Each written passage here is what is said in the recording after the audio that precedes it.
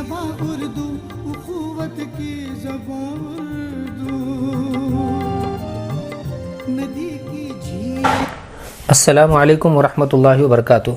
عزیز طلبہ، آج ہم اضافی مطالعے سے نمبر 6 کا سبق کہانیاں رہیں نہ کردار کا مطالعہ کریں گے، جس کے مصنف ہے شاہد لطیف. جان پہچان ملاحظہ فرمائیں. شاہد لطیف شیخ بھساول ضلع جلگاؤں میں پیدا ہوئے. ابتدائی تعلیم بہادر شاہ ظفر اردو ہائی اسکول بھساول سے مکمل کرنے کے بعد اعلیٰ تعلیم کی غرض سے انہوں نے بمبئی کا رخ کیا اور نیشنل کالج باندرا سے BCom کی ڈگری حاصل کی. ان کے والد خود شاعر تھے، لہٰذا مشاعروں اور شعراء کی ضیافت کے ماحول نے شاہد لطیف کی عمدہ ذہنی تربیت کی اور ادب کا شعور بخشا. سن 1989 میں وہ روزنامہ انقلاب سے جونیئر سب ایڈیٹر کی حیثیت سے وابستہ ہوئے اور سینئر سب ایڈیٹر اور فیچر ایڈیٹر کے عہدوں تک ترقی حاصل کی.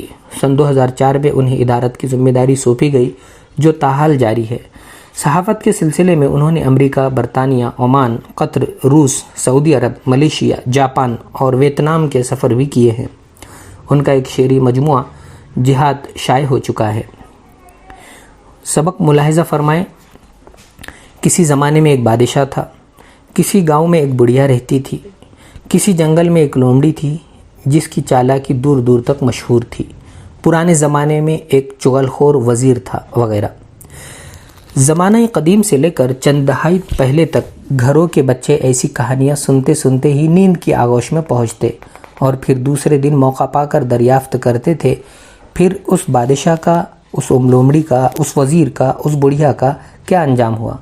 حقیقت یہ ہے کہ کہانیاں بچوں کے ذہنوں پر گہرا اثر ڈالتی تھیں، اس لیے کہانیاں لکھی گئیں، کہانیاں پڑھی گئی، کہانیاں سنائی گئی، کہانیوں نے سینہ بسینہ سفر کیا، کہانیاں زیور طباعت سے آراستہ ہوئیں، کہانیاں فلم کے قالب میں ڈھلی اور کہانیاں مختلف کرداروں کے ذریعے اسٹیج پر بیان کی گئی. کہانیوں کی غیر معمولی طاقت سے انکار نہیں کیا جا سکتا. یہ حقیقت پر مبنی نہیں ہوتی مگر حقیقت سے عاری بھی نہیں ہوتی. ان سے ذہنوں پر مرتب ہونے والے اثرات کا اندازہ نہیں لگایا جا سکتا. کہانیوں ہی نے کتنوں کو بہادر بنایا، کتنوں کو ایمانداری سکھائی، کتنوں میں عدل و انصاف کا مادہ پیدا کیا، کتنوں کی قوت تخیل میں اضافہ کیا اور کتنوں کی شخصیت میں وہ اوصاف پیدا کیے جن کا ایک زمانہ معترف ہوا. مسئلہ یہ ہے کہ ہم لوگ دنیا داری میں مبتلا ہونے کے بعد کہانیوں اور ان کی طاقت کو بھول گئے. ٹی وی سیریلوں کی ساس بہو کے جھگڑوں میں الجھ گئے. بہت کم لوگ ہوں گے جنہیں وہ کسان یاد ہوگا جس کے 7 بیٹے آپس میں لڑتے جھگڑتے رہتے تھے، جنہیں کسان نے 7 لکڑیوں کا گٹھا توڑنے کے لیے کہا تھا. اتحاد کی ضرورت کل سے زیادہ آج ہے، مگر وہ کہانی جو اتحاد کا سبق دیتی تھی بھلا دی گئی. یاد رہتی تو ممکن تھا کہ اتحاد انقانہ نہ ہو جائے. مرکزی دھارے میں رہنے کی ضرورت برسوں کے تغافل کے بعد آج زیادہ محسوس کی جا رہی ہے، کیونکہ لوگ باغ وہ کہانی بھول گئے جس میں مرغی کے بچے ساتھ ساتھ رہتے تھے سوائے ایک بچے کے جسے چیل اٹھا کر لے گئی تھی. ہمیں تو وہ دفینے بھی یاد نہیں جن میں سینکڑوں اشرفیہ ہوتی تھی. ایک کہانی میں بتایا گیا تھا کہ دفینے کی تلاش میں بہتوں نے اپنا وقت گنوایا مگر وہ اس فقیر کے ہاتھ لگا جس نے کبھی ایک اشرفی کی بھی تمنا نہیں کی تھی. آپ سوچ رہے ہوں گے کہ میں آج یہ کون سا موضوع سامنے لے کر بیٹھ گیا.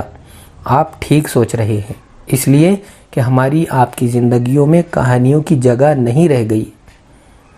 نہ کہانیاں پڑھی جاتی ہے نہ سنی جاتی ہیں، نہ ان سے استفادہ کیا جاتا ہے. جبکہ بچپن میں سنی اور پڑھی جانے والی کہانیوں نے لوگوں کی زندگیاں بدلی ہیں، انہیں مقصد حیات عطا کیا ہے. جو لوگ یہ سمجھتے ہیں کہ کہانیاں وقت گزاری کا ذریعہ تھیں یا بچوں کو سلانے کے لیے سنائی جاتی تھیں وہ غلط نہیں تھے، مگر مشہور شخصیات کی سوانح پڑھ لیجئے، درجنوں مثالیں مل جائیں گی کہ ان پر بچپن کی کسی کہانی کا اثر سب سے زیادہ رہا. بچوں کی قوت متخیلہ کو کیوں فراموش کیا جائے. ایک سندباد جہازی کا کردار کہانی سننے والے ہر بچے کے ذہن میں مختلف ہوتا تھا. ایک الادین کا کردار ہر بچے کو مختلف انداز میں متاثر کرتا تھا. آئیے اسے ایک مثال کے ذریعے سمجھیں. 2 ایسے طالب علم کو بلائیے جو ڈرائنگ میں اچھے ہوں ان سے کہیے کہ وہ علادین کی تصویر بنائیں۔ آپ دیکھیں گے کہ دونوں کی بنائی ہوئی تصویریں ایک دوسرے سے بہت الگ ہے۔ اب لوٹ کر آج کے ٹی وی زدہ دور میں آئیے اور محسوس کیجئے کہ ایک ٹی وی سیریل علادین کا کردار ایک اداکار کے ذریعے پیش کر رہا ہے۔ اب انہی دو طلبہ سے کہیے علادین کی تصویر بنانے کے لیے، وہ دونوں ایک جیسی تصویر پیش کریں گے۔ اخلاقی اور تہذیبی قدروں کے علاوہ یہ بھی ایک نقصان ہے جسے محسوس کیا جانا چاہیے۔ آج کے دور میں اگر کہانیاں بچوں تک پہنچتی بھی ہیں تو وہ ایک اداکار میں ڈھل کر پہنچتی ہیں، بچوں کو سوچنے سمجھنے اور غور کرنے کا موقع نہیں دیتی۔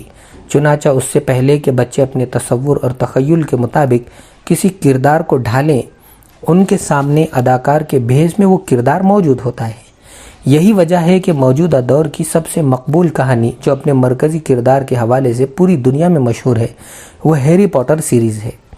ملاحظہ کیجئے تصویر و تخیل کا یہ نقصان لاکھوں نہیں کروڑوں بچوں کے ذہن میں ہیری پوٹر کی ایک تصویر ہے، جبکہ کل تک ہزار بچوں کے ہزار ذہنوں میں ایک الگ علادین ہوتا تھا۔ تو صاحبوں، کہانیاں کی اپنی اہمیت ہے جس سے چشم پوشی نہیں کی جا سکتی۔ آج کل شہر قریہ جو ماحول ہے وہ چوری، ڈکیتی، قتل و غارت گیری اور ایسے ہی دیگر جرائم عام ہیں۔ تو اس کی اہم وجہ یہ ہے کہ بچپن میں جو ذہن بنتا ہے وہ بن نہیں پا رہا ہے۔ وہ اس لیے نہیں بن پا رہا ہے کہ مذہب سے دوری ماحول میں رچ بس گئی ہے، اور بچوں میں ایک عظیم کردار کی داغ بیل ڈالنے والی کہانیوں کو ہم نے خیر بات کہہ دیا ہے، جن میں نصیحت ہوتی تھی، سبق ہوتا تھا، عبرت ہوتی تھی۔ اس طرح یہ کہانیاں اپنے دامن میں بہت طاقتور اصلاحی پہلو لیے ہوتی تھیں۔ اب آپ ان تمام جرائم سے خوفزدہ بھی ہیں، ان سے جیسے تیسے لڑ بھی رہے ہیں، مگر گھر کا ماحول اور درس گاہوں کا ماحول ٹھیک کرنے کی فکر کسی کو نہیں ہے۔ بیرونی ملکوں میں اسٹوری ٹیلنگ سیشن ہوتے ہیں۔